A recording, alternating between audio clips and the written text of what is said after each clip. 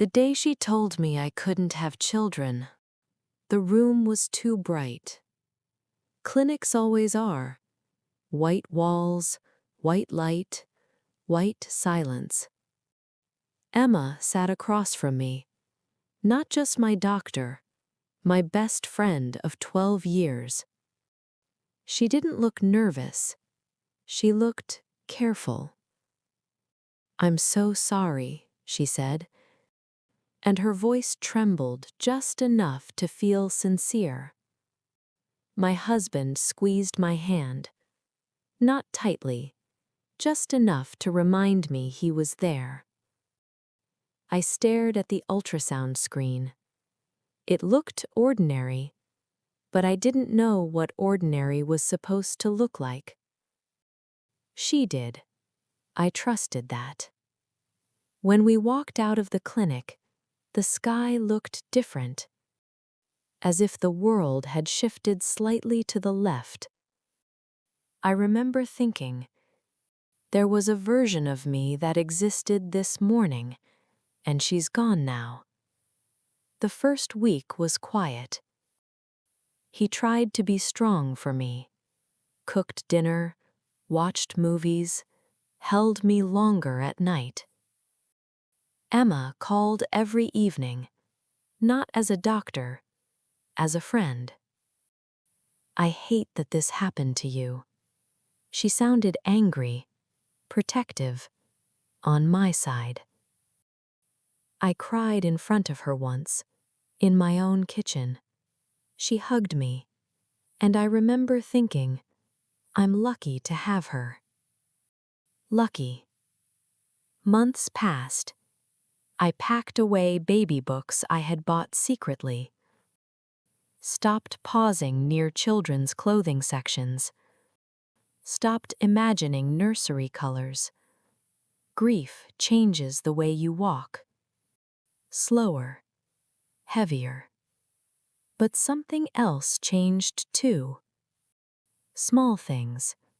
The way my husband started stepping outside to take calls. The way Emma stopped coming over as often. She said she was overwhelmed at work. I believed her, because believing felt easier than questioning. One evening, he came home later than usual.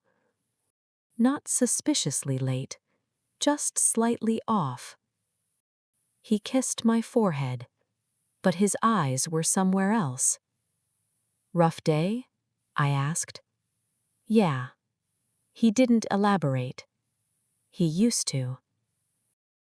I told myself I was projecting. Infertility can make you paranoid. It makes you feel broken, and broken people doubt everything. I didn't want to become that person. The first real crack came quietly. I went to her clinic without an appointment. I had convinced myself I needed clarity, maybe a second opinion, maybe reassurance. The receptionist hesitated. "She's finishing up." I sat in the waiting room. The clock ticked louder than usual. Then I heard something. Laughter. Low. Familiar. The kind that doesn't belong in a medical office. The door at the end of the hallway opened, and my husband stepped out, adjusting his sleeve. Emma followed, close enough that their shoulders almost touched. They both froze, and in that frozen second, I felt something deeper than anger. I felt rearranged. "No," my mind said immediately. "There's an explanation. There must be. You don't build 12 years of friendship on a lie. You don't marry someone who would do this. Not you." That night, I didn't confront them. I watched. I listened. I paid attention to the way he avoided my eyes, the way she texted less, the way silence grew thicker between us. Then I found the file. It wasn't hidden well. It was almost careless. A second test result. Same date, different interpretation. Marked normal. Normal. I read it 3 times. Maybe I misunderstood. Maybe I wasn't qualified to interpret it. Maybe she was still right. I wanted her to be right. Because the alternative meant something worse. I went to another doctor. Alone. I didn't tell him. I didn't tell her. The room felt smaller this time. More honest. The doctor studied the results. "There's no reason you can't conceive," she said. Simple. Clear. No hesitation. I felt heat rise behind my eyes. Not joy.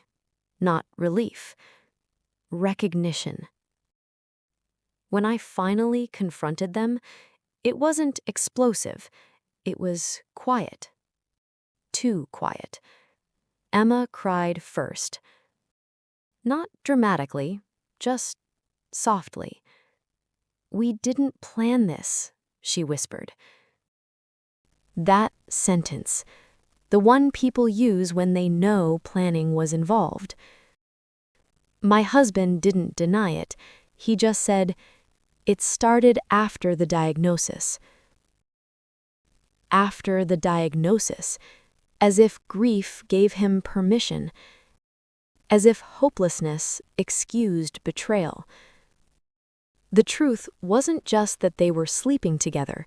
It was that she had adjusted my life with one sentence. One false sentence. And he had watched me grieve something I never lost. She lost her license, eventually. Not because of revenge, because medical boards care about documentation.